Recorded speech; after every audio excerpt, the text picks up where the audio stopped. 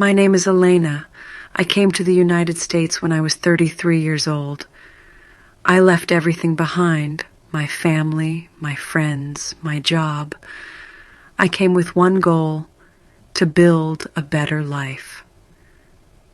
But there was one big problem. I didn't speak English. Not one word.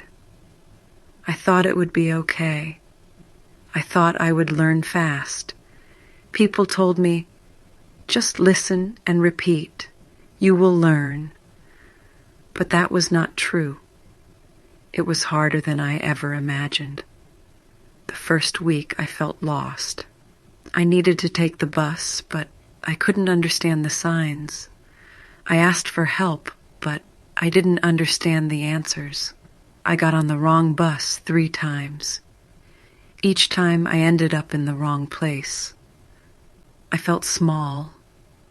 I felt like a child again. I thought, how can I live here if I don't even know how to go home? One day, I went to the doctor. I had a fever. The nurse asked me questions. I didn't know what to say. I couldn't explain what I felt. The doctor gave me medicine, but I wasn't sure how to take it. I felt scared. What if I take it the wrong way? What if I get worse? I looked for work, but every time someone asked, "Do you speak English?" I had to say no. That word, no, closed every door, again and again. Rejection after rejection, I felt useless. I started thinking, maybe I made a mistake. Maybe this country is not for me. But then something small happened. One night, I turned on the TV. A show came on. It was in English. I didn't understand, but something inside me said, "Don't change the channel." That moment was the beginning of everything. After that night with the TV, I wanted to learn, but wanting is not the same as doing. I didn't know where to start. I had no books. I had no teacher. I had no money for school. I only had the TV. So I watched every night. I didn't understand the words, but I kept watching. I thought, maybe my brain will catch something. But days passed, and still nothing. No progress. No change. I felt stupid. At the store, I still couldn't speak. A woman asked me something. I said, "Sorry, no English." She just walked away. Another time, I asked for help, but the man answered too fast. I nodded, but I didn't know what he said. I walked away without what I needed. I was tired of feeling confused all the time. One day, I needed to take my child to school. A teacher spoke to me. She smiled, but I didn't understand her words. I stood there, silent. My child looked at me. I felt like I failed. I was the mom, but I couldn't even talk to the teacher. How can I protect my child if I can't speak? That question stayed in my mind all day. Later that week, someone asked me in the hallway, "How are you?" I froze. I had heard this before, on TV. I remembered the answer. "I'm fine, thank you." I said it. The person smiled and walked away. I felt happy for 2 seconds. Then I thought, what if they say something else next time? I only know one sentence. That's not enough. I was tired. I was ashamed. I was angry. I told myself, maybe English is not for me. Maybe I'm too old. Maybe I'm just not smart enough. But deep inside, a voice whispered something else. try again. After that small win, the "I'm fine, thank you" moment, I wanted more. I wanted to learn more phrases. I wanted to speak. I wanted to understand. But every time I tried, something happened. Something that made me feel small again. I went to the library. I thought maybe I could find a book, but all the books were in English. I opened one and tried to read the first page. I didn't understand anything. I closed it. I looked around. Everyone else seemed to know what they were doing. I thought, I don't belong here. I left without taking any book. I told myself, try something else. So I started watching TV with English subtitles. At first, my eyes moved too fast. I couldn't follow the words. I paused. I rewound. I tried again. It took me 1 hour to finish 10 minutes of the show. I didn't care. I told myself, slow is okay. Then I found a video on YouTube. A woman told her story, how she learned English after moving to the U.S. I didn't understand all the words, but I understood the feeling. She said, don't wait to feel ready. Just start. That stayed in my heart. So I started speaking to myself in the kitchen, in the bathroom. I repeated words from the shows. I made fake conversations. I asked a question and answered it. I said, what time is it? And then answered, it is 5 o'clock. I didn't care if it sounded silly. I told myself, no one can hear you. Just speak. Then I got brave. I went to the store and said, hi. The cashier said, hi, how are you? I smiled and said my line. I'm fine, thank you. But then she said, do you want a bag? I froze. I didn't know what she said. Again. I felt lost. At home, I searched that sentence online. Do you want a bag? I learned it. I wrote it down. I practiced it. I said it 10 times. The next day I went back. She asked again. This time I said, yes, please. I felt proud. Very proud. But also scared. There are too many sentences, too many words. I will never learn them all. I made many mistakes. Once I said chicken when I wanted to say kitchen. Another time I asked for soap when I needed soup. People laughed. Some were kind, some were not. But I kept going. I said, mistakes mean I'm learning. I started writing new words in a notebook. I said them out loud again and again. I watched more shows. I listened more. Every day I failed a little. But every day I also learned a little. It was slow. Very slow. But I was moving. I was not stuck anymore. One day something important happened. I had to go to the doctor again. But this time, no one could come with me. No husband, no friend, no translator, just me. I was scared. I almost canceled the appointment. But I told myself, no, you have been learning. You are not the same woman from before. You can try. So I got ready and went. At the front desk, the receptionist asked me questions. I understood some words. She said, what's your name? Date of birth? I answered. She smiled. That gave me a little hope. Then I sat down and waited. My hands were cold. My mind was full of fear. I thought, what if the doctor speaks fast? What if I don't understand anything? What if I say something wrong? What if he gives me the wrong medicine because of me? My name was called. I stood up. The nurse asked, "Do you have any pain today?"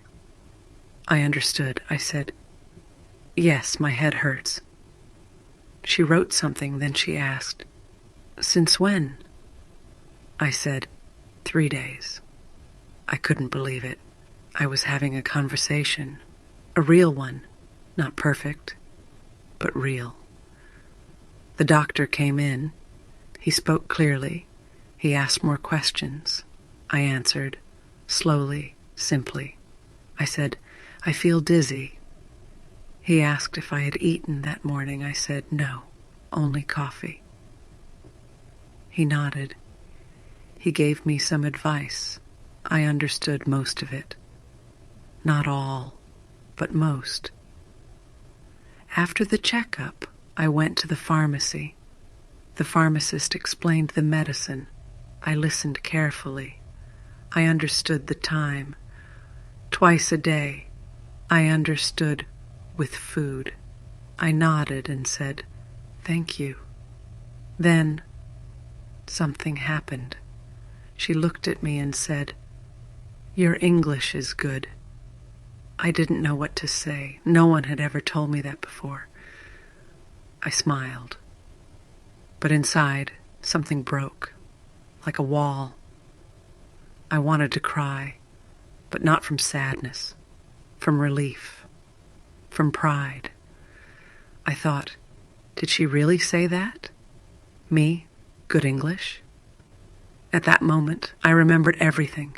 The pain, the fear, the long nights with the TV, the mistakes, the silence, the fake conversations in my kitchen. All of that had brought me here, to this moment. It was not a test. It was not a class. It was real life. And for the first time, I understood. I answered. I communicated.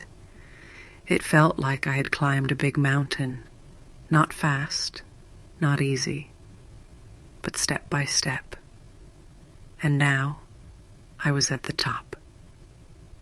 After the day at the doctor, I felt strong. I felt like I had won something big. I told my family I spoke English today. The doctor understood me, and I understood him. They were proud. I was proud. But something strange happened after that. I thought, now everything will be easier. I thought I would understand more and more every day, but I didn't. The next week, I went to a parent meeting at my child's school. The teacher spoke fast, too fast. I understood maybe 20%. I smiled and nodded, but inside I was lost again. I left the meeting feeling sad. I thought, why? I was doing so well. Why can't I understand now? That night, I watched a new show on TV. The characters spoke with a different accent. I couldn't follow. I paused, rewound, still confused. I felt like I was back at zero. I told myself, maybe that good day was just luck. Maybe I didn't really learn. Maybe I just guessed the right words that time. I started to lose confidence again. I stopped speaking for a few days. I only listened. I avoided conversations. Then, something unexpected happened. One morning, I heard someone crying in the hallway. It was my neighbor. She didn't speak Spanish. She was on the phone. She was saying, "I need help. I don't understand." She was new in the building. I could feel her fear. I remembered that feeling. I had lived it. I walked to her. I said slowly, "Are you okay?" She looked at me. I said, "I can help. Tell me." She tried to explain. Her English was not perfect, but I understood her. I helped her call the office. I stayed with her until she calmed down. After that, she said, "Thank you. You speak English very well." I wanted to laugh. Me? The woman who almost gave up last week? I told her, "I am still learning. Every day." That was the twist. I thought learning English was only about me, about my progress, my fear, my goals. But now, I saw something different. Learning English was not only for me, it was so I could help others too. I realized something important. I didn't need to speak perfect English, I just needed to speak. And sometimes my broken English was exactly what someone else needed to hear, not perfect, but real. Now I am over 60 years old. Many years have passed since I came to the U.S. I still live in New York. I still speak with an accent. I still make mistakes. But I speak. I understand. I help others. And I am not afraid anymore. Sometimes people ask me, "How did you learn English?" I don't give a short answer. Because the truth is, it took time. It took pain. It took failure. But I never stopped. I tell them, I learned by listening, by watching, by trying, by failing, and by trying again. I didn't go to school. I didn't take classes. I learned by living. I learned from TV shows, movies, news, and YouTube videos. I learned from my children. I learned from the supermarket. I learned from small conversations. Every moment was a lesson. But the biggest lesson? I had to lose my fear. That was the hardest part. The fear of speaking wrong, the fear of being laughed at, the fear of looking stupid. Once I lost that fear, everything changed. I made peace with my mistakes. I still say the wrong word sometimes, but I don't stop talking. I still ask people to repeat. I still write down new words, and that's okay, because English is not something you finish. It's something you grow with. Now, I help others like me. I talk to people who just arrived. I tell them, I was you. I was silent. I was afraid. But I didn't give up. I sit with them. I listen. I speak slowly. I let them speak. And when they make a mistake, I smile and say, "Good. That means you are learning." Learning English changed my life. Not because I became rich, not because I got a big job, but because I got my voice back. I could speak for myself. I could protect my family. I could make friends. I could help others. And now I can share my story.